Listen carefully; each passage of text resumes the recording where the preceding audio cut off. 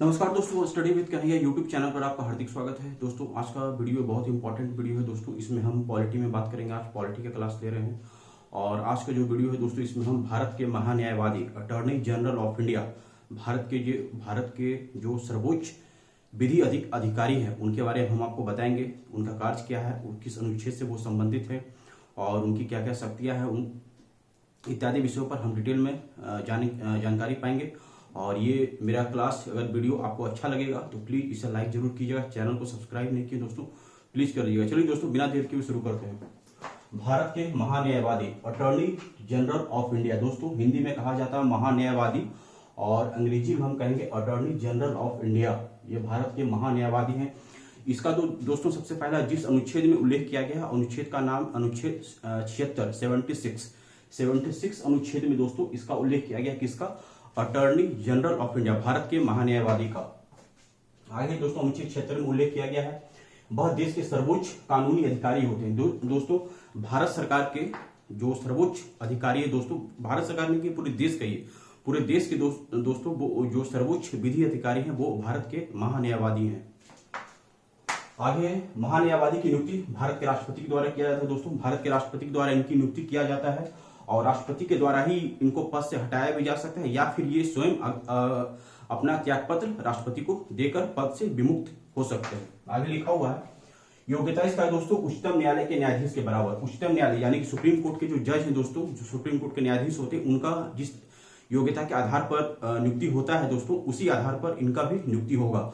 जैसे कि उच्च न्यायालय में दोस्तों अगर 5 साल कोई जज है उच्च न्यायालय में न्यायाधीश है तो वो बन सकता है, या फिर उच्च न्यायालय में 10 साल वकील के रूप में अगर वो प्रैक्टिस किया, अधिवक्ता के रूप में अगर वो प्रैक्टिस किया है तो वो इस पद पर भी बन सकता है। ये दोनों क्राइटेरिया, तीनों क्राइटेरिया अगर फुल कोई व्यक्ति करता है तो वो भारत का महान्यायवादी के रूप में उसकी नियुक्ति हो सकती है। आगे दोस्तों राष्ट्रपति के द्वारा या स्वयं के द्वारा त्यागपत्र देकर ये पद से विमुक्त हो सकते हैं। हमने आपको पहले ही बताया राष्ट्रपति के द्वारा, राष्ट्रपति इनको पद से विमुक्त कर सकता है या फिर ये स्वयं त्यागपत्र दे करके छोड़ सकते हैं। योग्यता हमने आपको बता दिया दोस्तों। इनका कार्य अब हम लोग देखते हैं इनका कार्य क्या है। पहले हम किस अनुच्छेद में इनके बारे में था वो हमने देखा। इनका क्या वर्क है दोस्तों उसके बारे में हम लोगों ने देखा। फिर इनकी नियुक्ति किसके द्वारा किया जाता है उसके बारे में हम लोग देखा। अब हम इनका जो कार्य है दोस्तों उसके बारे में देखते हैं दोस्तों। सबसे पहला है दोस्तों भारत सरकार के विधि संबंधी ऐसे विषयों पर सलाह देंगे जो राष्ट्रपति द्वारा सौंपे गए हो, मतलब राष्ट्रपति के द्वारा जो इनको सौंपा गया है उस पर वो अपना विधि संबंधी विचार उस पर वो व्यक्त करेंगे। दूसरा है दोस्तों विधिक स्वरूप से ऐसे अन्य कर्तव्यों का पालन करें जो राष्ट्रपति द्वारा सौंपे गए हैं। यानी कि ऐसा कोई विधिक रूप जो कानून है दोस्तों अगर राष्ट्रपति के द्वारा सौंपा गया तो अपने कर्तव्यों के हिसाब से उसका वो पालन करेंगे। और तीसरा है दोस्तों संविधान या अन्य किसी विधि द्वारा प्रदान किए गए कृत्यों का निर्वहन करना। यानी कि संविधान या अन्य किसी विधि के द्वारा जो कोई काम अगर इनके नजर में आता है या इनको जो प्रदान किया गया है वो भारत के महान्यायवादी को करना है, इनका कर्तव्य है दोस्तों। तो ये था दोस्तों, इसका स्क्रीनशॉट लीजिए। फिर हम आगे देखते हैं और इनका क्या क्या कार्य है।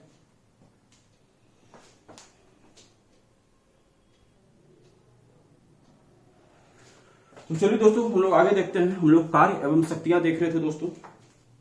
अगला था उसमें दोस्तों राष्ट्रपति महान्यायवादी को निम्नलिखित कार्य सौंप सकता है दोस्तों। राष्ट्रपति जो है भारत के हमारे राष्ट्रपति जो है महान्यायवादी को कौन कौन से कार्य सौंप सकते हैं दोस्तों वो हम लोग देखते हैं।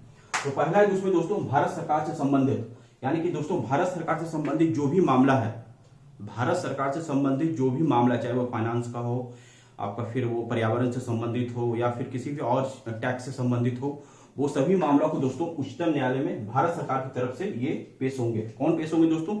Attorney general of India, Bharat के महान्यायवादी।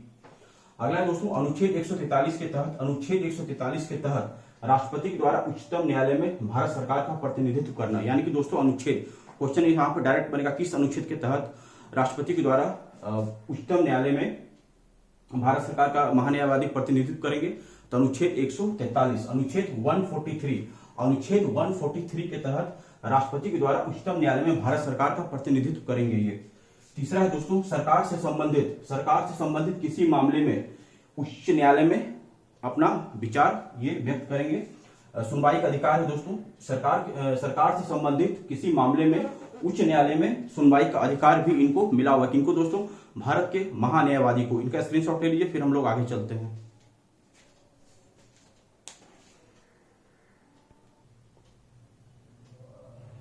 तो चलिए दोस्तों हम लोग आगे देखते हैं। आगे दोस्तों हम लोग कार्य देख लिया, महान्यायवादी का क्या क्या कार्य है। अब उनके कुछ अधिकार है और कुछ सीमाएं हैं, उस पर हम लोग प्रकाश डालते हैं दोस्तों।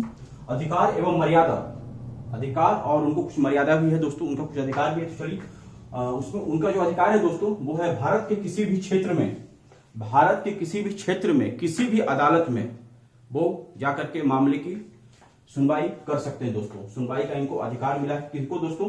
तो भारत के महान्यायवादी को, attorney general of India. Bharat के किसी भी क्षेत्र में किसी भी अदालत में महान्यायवादी को सुनवाई का अधिकार है। अगला है दोस्तों संसद के दोनों सदनों, संसद के दोनों सदनों में इनको बोलने या कार्यवाही में भाग लेने का अधिकार है, लेकिन मतदान में ये भाग नहीं ले सकते दोस्तों। कौन? तो भारत के महान्यायवादी, अटॉर्नी जनरल ऑफ इंडिया।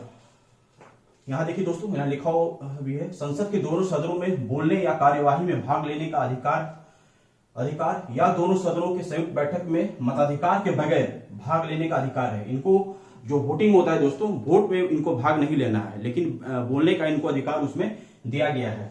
संसद सदस्य की तरह सभी वेतन एवं विशेषाधिकार इनको मिलेगा। किनको दोस्तों? Bharat attorney general of India को। जो हमारे संसद होते हैं दोस्तों, उनको जो सुविधा मिलता है, जो वेतन मिलता है, उसी तरीके का सुविधा और इनको वेतन इनको भी मिलेगा। इनकी कुछ सीमाएं भी है। इनका क्या क्या सीमाएं दोस्तों, उस पर हम लोग प्रकाश डालते हैं। तो भारत सरकार के खिलाफ कोई टिप्पणी इनको नहीं करना है किसी भी जगह, किसी भी कोर्ट में दोस्तों। अगला है दोस्तों, बिना भारत सरकार की अनुमति के वह किसी आपराधिक मामले में व्यक्ति का बचाव नहीं कर सकते हैं। बिना व्यक्ति का बचाव वो कर सकते हैं, लेकिन इनको भारत सरकार से अनुमति लेना पड़ेगा। तो बिना भारत सरकार की अनुमति के बगैर वह किसी व्यक्ति को कोर्ट में बचाने का प्रयास नहीं करेंगे। अगला है दोस्तों, किसी परिषद या कंपनी का निदेशक नहीं बन सकते हैं बिना भारत सरकार की अनुमति का। अगर इनको किसी कंपनी का निदेशक बनना अगर चाहते हैं तो पहले इनको भारत सरकार से पूछना पड़ेगा, ऑर्डर लेना पड़ेगा। अगर इनको ऑर्डर वहां से मिलता तो देन आफ्टर ये हो सकते हैं, लेकिन ऐसा संभावना बहुत कम है, ऐसा होता नहीं है। बिना सरकार की अनुमति का किसी कंपनी के या फिर किसी परिषद का ये निदेशक या सदस्य नहीं बन सकते हैं। तो ये था दोस्तों अधिकार एवं मर्यादा और इनकी कुछ सीमाएं भी। इसका स्क्रीनशॉट लीजिए, फिर हम लोग आगे चलते हैं दोस्तों।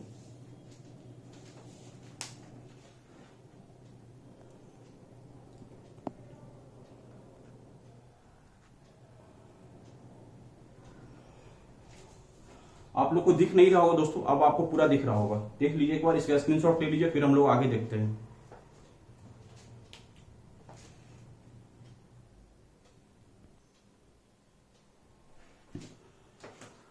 तो आगे था दोस्तों, आगे था भारत के महान्यायवादी को दोस्तों, उनको तो कार्य बहुत सा है, लेकिन उनकी सहायता के लिए दो और की नियुक्ति की गई है दोस्तों। दो और अधिवक्ता है। पहला दोस्तों उनके लिए, उनके नीचे है महाधिवक्ता।